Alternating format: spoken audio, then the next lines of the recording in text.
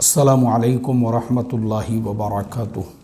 मोहतरम भाइयों, बुज़ुर्गों, दोस्तों, अभी मेरा यूएई का सफ़र हुआ, वहाँ से मेरी वापसी हुई। यूएई के पूरे सफ़र के दरमियान में बहुत सारी चीज़ें हैं वहाँ की, जिन चीज़ों ने, जिन बातों ने वाकई में भी दिल जीत लिया, जिनको देखकर दिल की गहराइयों से वहाँ के लोगों के लिए मेरे दिल से दुआएं निकली। और मैं इंशाअल्लाह एक एक करके तमाम बातों को हाईलाइट करूँगा और उसके ऊपर मैं जो है अपने ख़यालात का इजहार करूँगा, उसको टेक्निकल एनालिसिस करूँगा, ताकि हम तमाम लोगों को पता चले कि हम इंडिया में रहते हैं। बहुत सारे लोग जो मेरे बयानात सुनते हैं, पाकिस्तान में भी सुनते हैं, बांग्लादेश में भी, और भी दुनिया के दीगर मुल्कों में जहां लोगों को उर्दू हिंदी समझती है, लोग सुनते होंगे। उन तमाम लोगों को भी ये जो वाक़ियात है वहाँ के और वहाँ की जो बातें हैं, उससे एक सबक हासिल हो कि यूएई 1971 में, यानी 1971 में अंग्रेज़ों से उसको आज़ादी मिली। आज ऐसी क्या ख़ास बात है वहाँ पर जो पूरी दुनिया के हर मुल्क का इंसान वहाँ पर है। यानी दुनिया का कोई भी मुल्क ऐसा नहीं है, दुनिया के 210 मुल्कों के तो वहाँ पे पवेलियन लगे हुए हैं दुबई एक्सपो के अंदर। उसके अलावा काम के लिए पूरे अफ्रीकन हैं, अमेरिकन हैं, यूरोपियन हैं, एशियन से भरे हुए हैं वहाँ पर। पूरी दुनिया को उन्होंने अपने यहाँ पर जमा कर दिया और लोग अमनो अमान से वहाँ ज़िंदगी गुजार रहे हैं। बहुत सारी बातें हैं, मैं एक एक बात को लूँगा, लेकिन आज का मेरा जो टॉपिक है, जिस चीज़ ने, जिसको मैं सबसे पहले नंबर पे रखूँगा, वो ये है किसी दूसरे के माल पर नाजायज़ कब्ज़ा नहीं करना। किसी की खाली ज़मीन दिख रही है तो उस पर नाजायज़ कब्ज़ा नहीं करना। किसी से पैसे उधार लिए तो लेके नहीं खा जाना।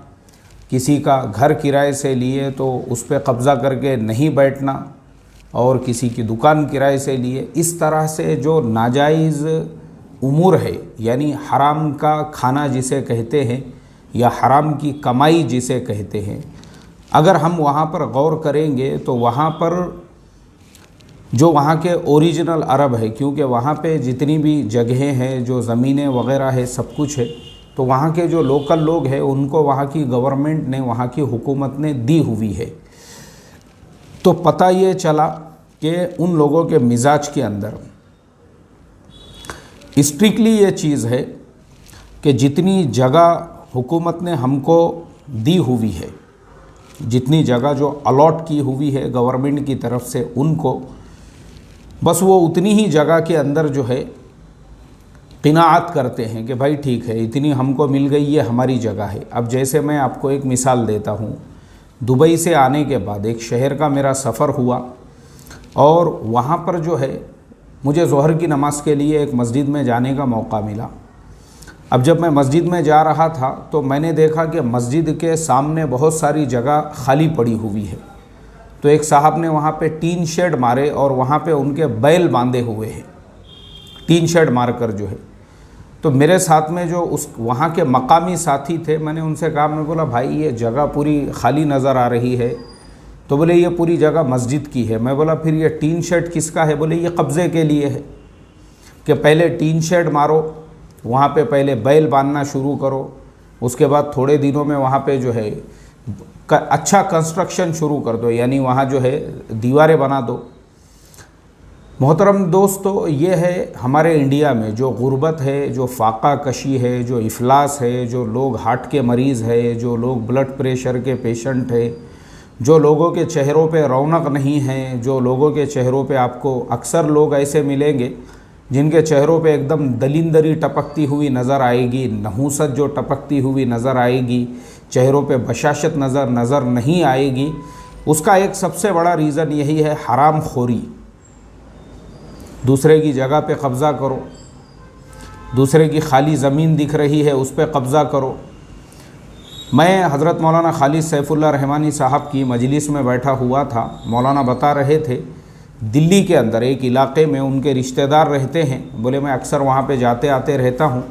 तो शुरू में जब मैं जाता था वो महल्ले में, मुझे अभी नाम याद नहीं आ रहा है वो इलाके या महल्ले का, बोले जब मैं वहाँ पे जाता था एकदम इब्तिदा में, वो नई नई बस्ती बस रही थी, तो जो रोड है, रोड यानी प्लॉटिंग ऐसी निकाली गई थी कि दोनों रोडों के दरमियान, दोनों घरों के दरमियान में 30 फीट का रास्ता छोड़ा गया, 30 फीट का। बोले अब मैं जाता हूँ, जो 30 फीट का रास्ता था कि जहाँ से एक 36 टायर का कंटेनर जा सके और एक आ सके, यानी 2 ट्रक उस रास्ते से जा सकते हैं, आ सकते हैं। अब मैं वहाँ पे जाता हूँ तो एक मोटरसाइकिल का भी उधर से, यानी इधर से उधर जाना और उधर से इधर आना मुश्किल है। रीज़न ये है, जो 30 फीट का रास्ता छोड़ा गया था, पहले लोगों ने वहाँ पे अपने चबूतरे बनाए, उसके आगे जगह घेरो रे, बोले रोड की जगह घेरो ना, घेरो रे, बोले रोड की जगह, अपने बाप की तो जगह है, वो चबूतरा बना वहाँ पे। अब चबूतरे बना दिए, चबूतरा बनाने के बाद में चबूतरे के आगे तख्त लगाओ रे, बोले जगह घेरो, जगह घेरो, अपने बाप की जगह है, घेरो।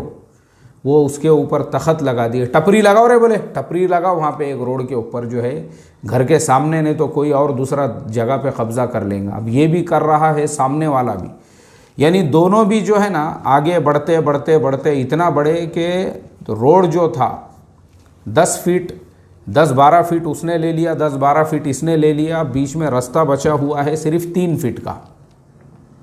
अब मुझे आप बताइए, जो 30 फीट का रास्ता था, 3 फीट रोड बच गया हुआ है, मोटरसाइकिल भी जाने आने के लिए वहाँ पे जगह नहीं है। तो हज़रत मौलाना ने तो एक दिल्ली की ये मिसाल दिए थे, लेकिन ये आम तौर पे हमारे इंडिया के हर शहर के हर महल्ले का हाल ऐसा ही है, ऐसा ही है।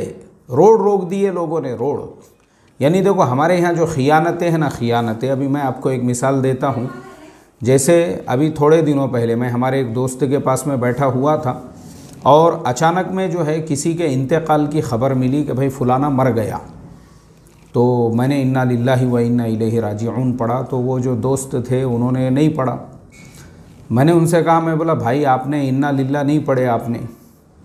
बोले मैं क्यों पढ़ूँ, ऐसे इंसान के मरने पर मैं क्यों मग़फ़िरत की दुआ करूँ। बोले उस खबीस को मैंने मजबूरी के वक्त में क़र्ज़ दिया था, उसने आज तक मेरे पैसे लौटाया नहीं। बोले मुझे बोला कि 8 दिन के बाद में मैं दे देता हूँ।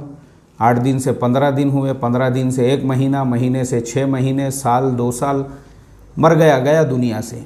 अच्छा हुआ, बोले दलिंदर मरा तो दुनिया से चले गया, उसके नापाक कदम दुनिया से उड़ गए। अल्लाह ताला ने खबीस से ज़मीन को पाक कर दिया और बहुत सारी गालियाँ दिया उसने। और उसके बाद में ये कहा, तो मेरा सवाल है आप लोगों से ये कि भाई एक आदमी के मरने पे एक आदमी गालियाँ दे रहा है हमारे यहाँ पे, एक आदमी के मरने पे दूसरा आदमी गालियाँ दे रहा है। क्यों दे रहा है? क्योंकि ये चीज़ें पता ही नहीं है, हमने इसको दीन समझे नहीं। मैं आपको बता दूं, मेरा ख़ुद का भी ये तजुर्बा है भारत के अंदर, और वो अरबों को जो जिनकी मैं मिसाल दे रहा हूँ ना, उनके पास में हमारे जैसे जुब्बे नहीं हैं। वो हमारा भारतीय कुर्ता पैजामा नहीं पहनते, वो बेचारे अपना वही सादा सिंपल जो अरब लोग जुब्बा पहनते थे।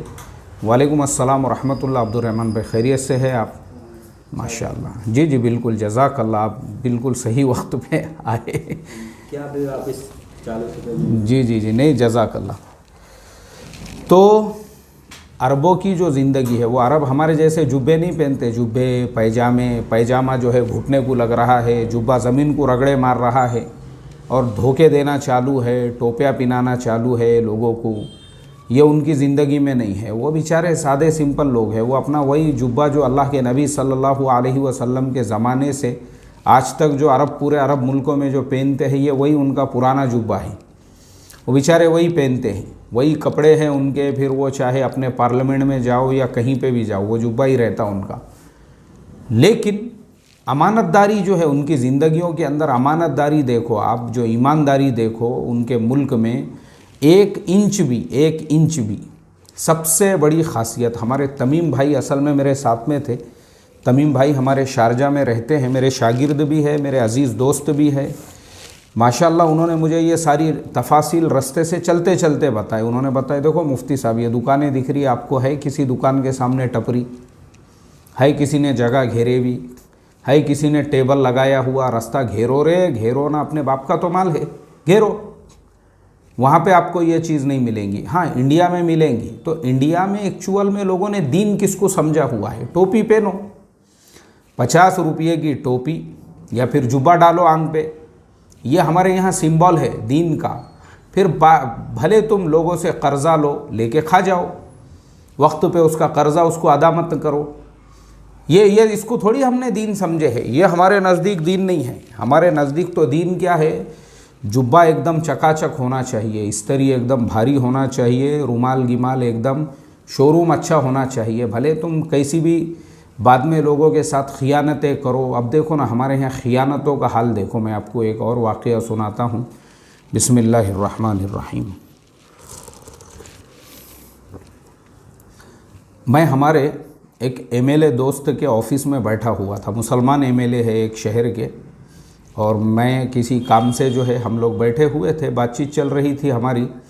अचानक 2 लोगों का झगड़ा आ गया वहाँ पे, 2 लोगों का मसला आ गया। उन्होंने जो है वो मसले को हल किए और मतलब उनको समझा के भेजे। फिर मुझे बोलने लगे, मुफ्ती साहब आपको पता है बोले ये क्यों झगड़े कर रहे थे? मैं बोला नहीं यार, मुझे नहीं मालूम है। बोले ये झगड़ा इसलिए चल रहा था कि एक बिल्डिंग के अंदर एक फ्लैट है जो खाली पड़ा हुआ है, यानी तकरीबन पिछले 8-10 सालों से उसको ताला लगा हुआ है। उसका जो मालिक है वो अमेरिका कनाडा कहीं पे रहता है, लेकिन उसने एक फ़्लैट लेके रखा, चलो भाई इन्वेस्टमेंट के हिसाब से। अब उसके आजू बाजू वाले जो है ना, उनके झगड़े चल रहे। ये बोलता मैं कब्ज़ा करूँगा, वो बोलता मैं। इनके बाप का माल है ना, नहीं बाप का माल है भाई, इनके तो बाप का माल है। वो करो, कब्ज़ा करो रे, करो ना, यही हराम खोरी करो तुम, खाली यही हराम खोरी। जहाँ पे ज़मीन खाली दिखी घेरो उसको, बाप का माल है, घेरो वो ज़मीन को, घेरो। फुटपाथ के ऊपर जगह खाली दिखी, घेरो वो जगह को, घेरो वो ज़मीन को। इसी तरह से जो है होटल के सामने जगह खाली दिख रही, वहीं जो है आधा पूरा फुटपाथ घेर के उसी के ऊपर अपनी कार्रवाई चलने दो।